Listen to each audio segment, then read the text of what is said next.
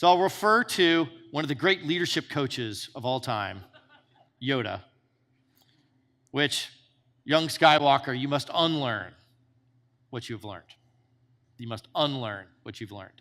And I love this concept of unlearn, because we're always learning and we thrive on learning, but I think we need to bring to the fore sort of the same concept about what do I need to unlearn? Because that's stuff that really kind of gets in your way and sneaks up on you. So I want to talk about that, because as you're finding go-to-market fit and building your go-to-market, this has a profound impact on your sales leadership. In the beginning, sales is really like Davy Crockett. You're finding the path through the woods. You're trying some different things. You're trying this, you're trying that, a little bit to the left, a little bit to the right. What about this value proposition? What about this problem? You're trying to find the path through the woods. And that's exactly what you should be doing.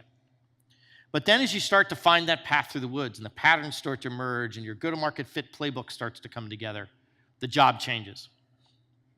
It's no longer Davy Crockett. It's more like Joan of Arc or Braveheart, where you're leading a team of warriors against the enemy and go kill everybody.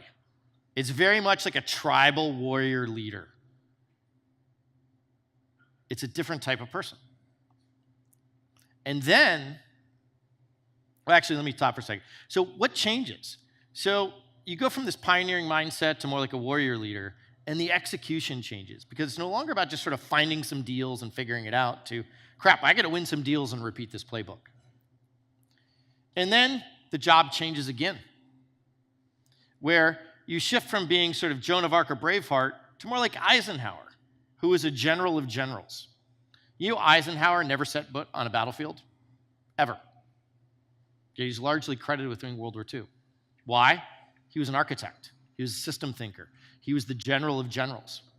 He was in the war room. It's really hard for sales leaders to make this transition, to go from the battlefield to the war room. So I was talking to Mark Smith, who is the SVP of sales at NetScreen, then Infoblox, then Arista, then Rubrik. Like, he's been through this journey several times. I was talking about sort of what's the hard part, what's the challenge about making the transition from the Joan of Arc, Braveheart stage to the Eisenhower stage. Because not a lot of sales leaders make that transition. And he said there's a couple things. But one of them is you have to go from being a battlefield warrior leader to being in the war room. That's a really different job.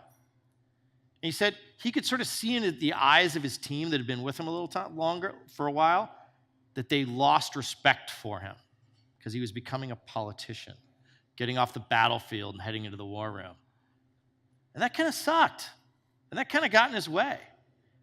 But he realized that that's actually part of the job to make this transition, is to go from the war field to the war room.